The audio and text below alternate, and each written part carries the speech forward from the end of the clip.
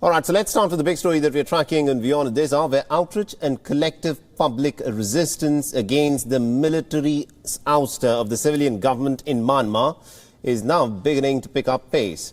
In what is being described as the biggest show of dissent so far, hundreds of protesters took to the streets of the biggest city in Myanmar, Yangon. As many as about 1,000 demonstrators marched on a road near Yangon University. Most of them also held up the three-finger salute, which symbolizes resistance to the army's takeover.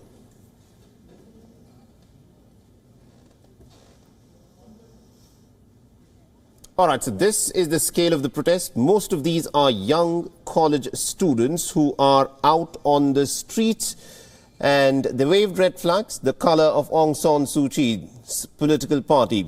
The protesters are demanding the end of the dictatorship and also the illegal detention of the political leaders. In the capital city of Naypyidaw, residents released red balloons to mark their protest.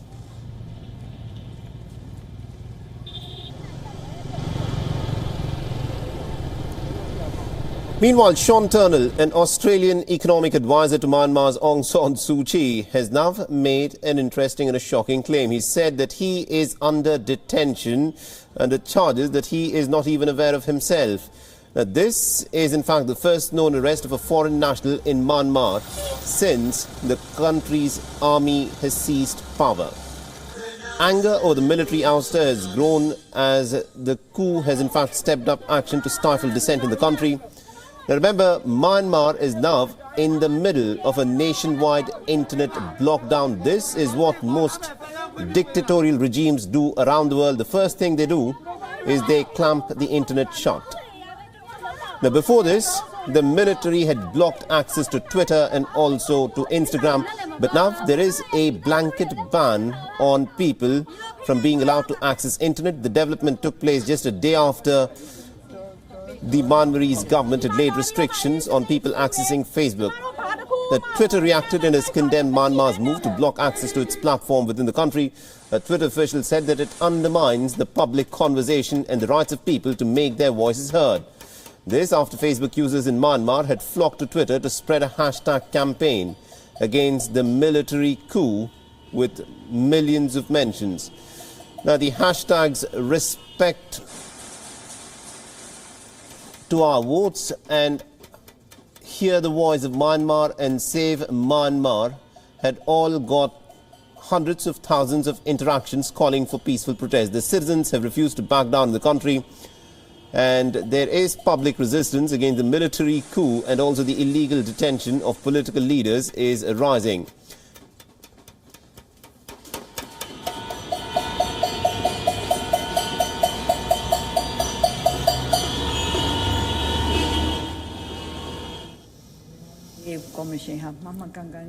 And many also staged noisy protests by banging their pots and pans for the fourth straight night in a row. The development, of course, took place overnight. This display of anger lasted for about half an hour. Meanwhile, the lawyer for Myanmar's detained leader Aung San Suu Kyi and ousted President Win Myint have said that they are being kept at their homes, but he was unable to meet them because they're still under investigation for their deeds.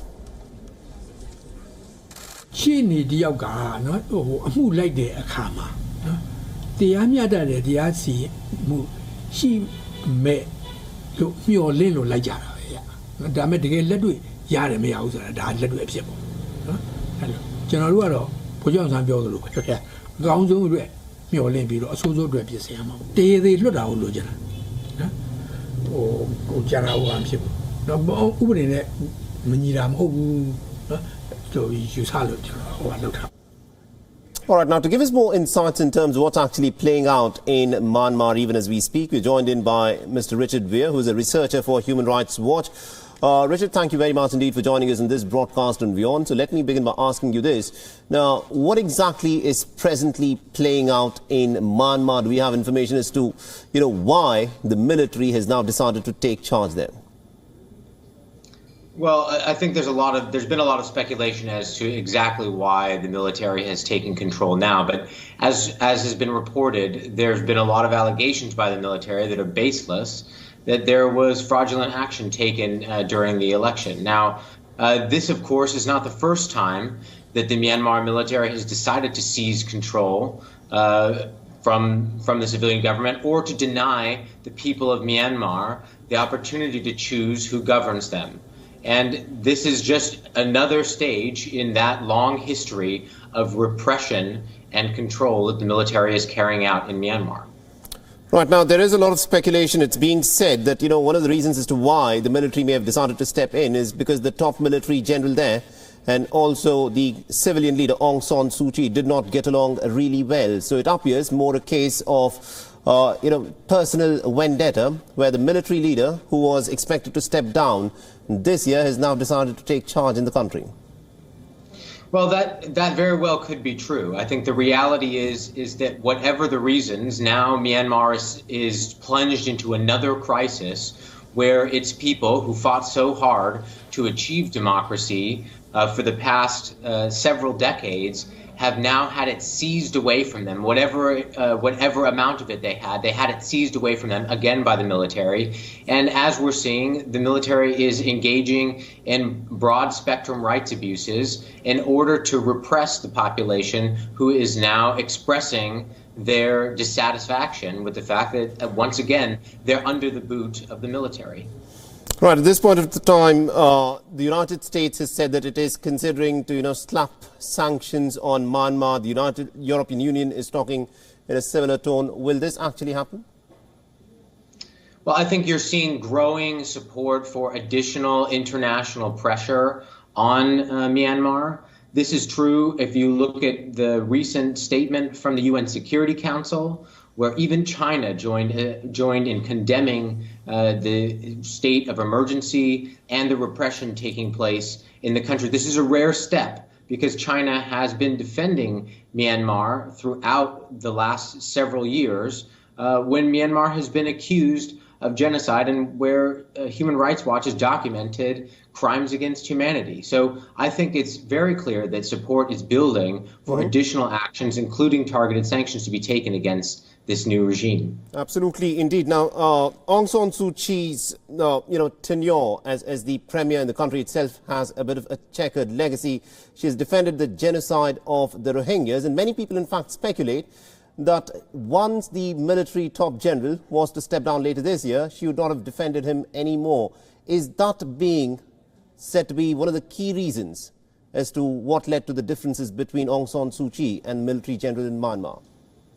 Well, look, it's true that Aung San Suu Kyi has been an unabashed supporter of the government's actions in Rakhine State. And that includes what the military has engaged in. And she has, in some cases, as you've noted, led the cover-up. And, I mean, this is something that the ramifications for the people of Myanmar are broad and deep. And the extent to which that has played into the political crisis is a little bit unclear, but the reality is the same for the minority populations of Myanmar who have suffered tremendously under the military. Absolutely. We'll have to leave it there. Thank you very much indeed, Richard Weir, for joining us and getting us all those updates there. WION is now available in your country. Download the app now and get all the news on the move.